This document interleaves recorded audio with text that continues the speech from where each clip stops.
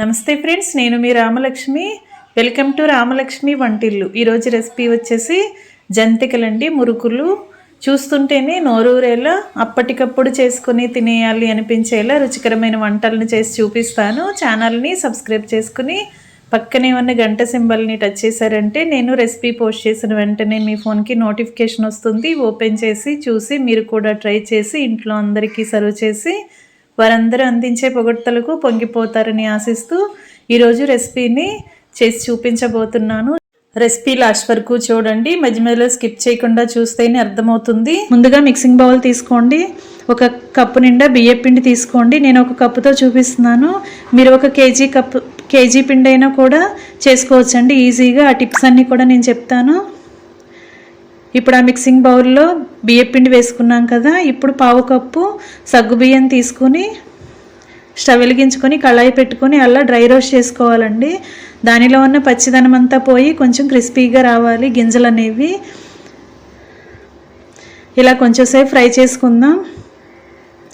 కొంచెం colour change అయిన వెంటనే మనం తీసుకుని వేరొక ప్లేట్లోకి పెట్టేసుకుందామండి. బాగా చల్లారి పెట్టుకుందాం. వీటిని మెత్తగా పౌడర్లా చేసుకోవాలి. మిక్సీ జార్ తీసుకొని అలా గ్రైండ్ చేసుకోవాలండి. బియ్యం పిండిలాగా ఈ సగ్గుబియ్యం కూడా పౌడర్లా అయిపోవాలి. అంత సాఫ్ట్గా చేసుకుని వద్దాం. బాగా నలిగింది కదా, చూడండి ఇలా మెత్తగా నలగాలి. బరకగా అనేది ఏమి ఉండకూడదు. ఆ పిండి అంతా కూడా బియ్యం పిండిలో వేసేసుకుందామండి. మీరు ఒక కేజీ బియ్యం పిండి చేసుకోవాలి అనుకుంటే అలాగే ఒక 200 గ్రాముల సగ్గుబియ్యం అయినా తీసుకోండి, కరెక్ట్గా సరిపోతుంది క్వాంటిటీ అనేది. ఇప్పుడు తెల్ల నువ్వులు 1.5 స్పూన్ వేస్తున్నానండి. టేస్ట్కి సరిపడా సాల్ట్ వేసుకుని అలాగే కారం కూడా వేసుకోండి. ఇవన్నీ కూడా పిండికి బాగా కలిసే వరకు కలుపుకుందాం. ఒక పావు టీ స్పూన్ వాము కూడా వేసుకుని అవన్నీ పిండిలో కలిసే వరకు కూడా కలుపుకుందామండి. ఫస్ట్ మనం పొడి ఇంగ్రీడియంట్స్ అన్నీ కూడా కలుపుకుందాం. అలా స్పూన్తో కలుపుకున్నాం కదా. ఇప్పుడు డీప్ ఫ్రైకి సరిపడా ఆయిల్ పెట్టుకుంటాం కదా. ఆ ఆయిల్లో ఒక 2 స్పూన్లు తీసుకుని అలా పిండిలో వేసుకోవాలండి. ఇలా వేసుకుంటే పిండి సాఫ్ట్గా అయ్యి మనకి కారపూస అనేది చాలా క్రిస్పీగా వస్తాయి. చాలా మృదువుగా తింటుంటే చక్కగా ఈజీగా మనకి నలుగుతాయండి. అందుకే ఇలా మనం ఆయిల్ కానీ లేదంటే బట్టర్ కానీ వేసుకోండి, లేదంటే కొంచెం డాల్డా అయినా వేసుకోవచ్చు. అలా కలుపుకుని పిండి మొత్తాన్ని కూడా ఒకసారి పొడి పిండిని చేత్తో రఫ్ చేస్తూ అలా కలుపుకుందామండి. అవన్నీ కూడా పిండికి బాగా పట్టిద్దాం.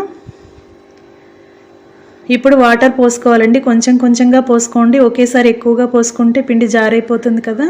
కొంచెం కొంచెంగా పోసుకుని ఆ పిండిని చపాతీ ముద్దలాగా చేసుకోవాలి. ఫ్రెండ్స్, నేను ఒక కప్పుకు చూపించాను కదా. ఒక కప్పు బియ్యం పిండికి పావు కప్పు సగ్గుబియ్యం వేసాను. అదే మీరు కేజీ పిండి 2 కేజీల పిండి కూడా చేసుకోవచ్చు. చాలా ఈజీగా కుక్ చేసేసుకోవచ్చు అండి. అసలు నూనె అనేది పీల్చకుండా చక్కగా మనం వండుకోవచ్చు. ఆ క్వాంటిటీ కూడా మీరు కరెక్ట్గా మెజర్ చేసుకోండి. కేజీ పిండికి 200 గ్రాములు సగ్గుబియ్యం వేసుకోండి. అలాగే 2 కేజీల పిండి తీసుకుంటే 400 గ్రాములు సగ్గుబియ్యం వేసుకున్నా సరిపోతుందండి. చాలా కరెక్ట్గా మీరు కొలతలు అనేవి గుర్తుపెట్టుకుని చేసుకోండి. ఇలా పిండి ముద్దను రెడీ చేసుకున్నాం కదా. కొంచెం ఆయిల్ని చేతికి అప్లై చేసుకుని ఆ పిండి ముద్దకి అంటిద్దామండి. కొంచెంగా అలా చేస్తే పిండి అనేది ఆరిపోకుండా ఉంటుంది. మనం చేసుకునేదాకా కూడా సాఫ్ట్గానే ఉంటుంది. అలాగే చక్కగా తడిగా లేకుండా మనం చేతికి పిండి ముద్దను తీసుకునేటప్పటికి చేతికి అసలు అంటుకోకుండా చక్కగా ఈజీగా కట్ అవుతుందండి. అందుకే అలా పైన కొంచెం ఆయిల్ని అప్లై చేసి ఆ ముద్దని ఒక పక్కన పెట్టుకుందాం. ఇప్పుడు డీప్ ఫ్రైకి సరిపడా ఆయిల్ పెట్టుకోవాలండి. ఇప్పుడు మనం మురుకుల గొట్టం చూపిస్తున్నాను. దానిలో ఇలా ఒక 5 ప్లేట్లు ఉంటాయి కదా. మీరు ఏ ప్లేట్ అయినా సరే తీసుకొని యూజ్ చేసుకోండి.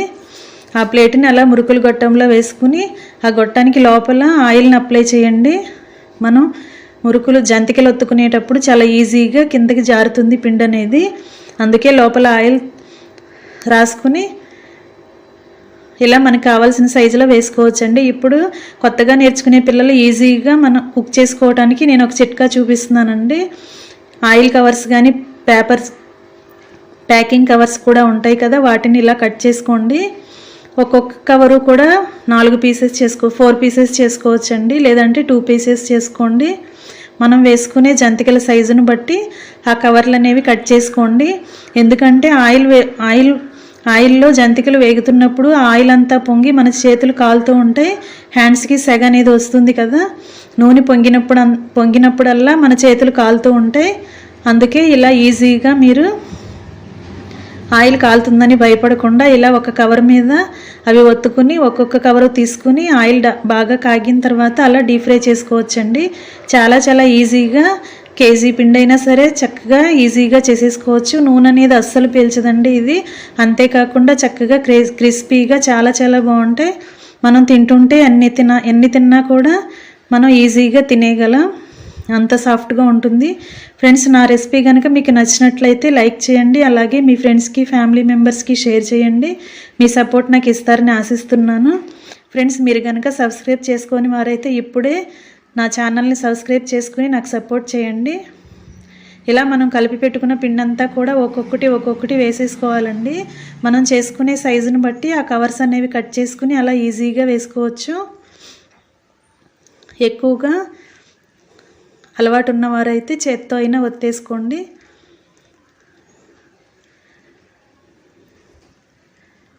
ఇలా చేసుకోండి. నూనె పొంగుతున్నప్పుడు మన చేతులకి బాగా సెగొస్తూ ఉంటుందండి.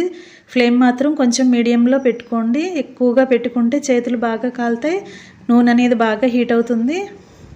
ఇంకా రెడీ అయిపోయినాయండి ఎంతో క్రిస్పీగా ఉండే సగ్గుబియ్యం బియ్యపిండి జంతికలు. చాలా చాలా బాగుంటాయి, సాఫ్ట్గా ఉంటాయండి. నూనె అనేది అస్సలు లాగలేదు. ఇలా ఎంత పిండి అయినా కూడా ఈజీగా చేసేసుకోవచ్చు. మీ ఇంట్లో కూడా అందరికీ నచ్చుతాయి. మీరు కూడా ఈ రెసిపీ నచ్చినట్లయితే ఫాలో అవ్వండి.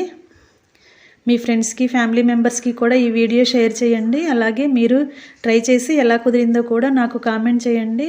ఛానల్ని సబ్స్క్రైబ్ చేసుకుని పక్కనే ఉన్న గంట సింబల్ని టచ్ చేయండి. Thanks for watching. నేను మీ రామలక్ష్మి.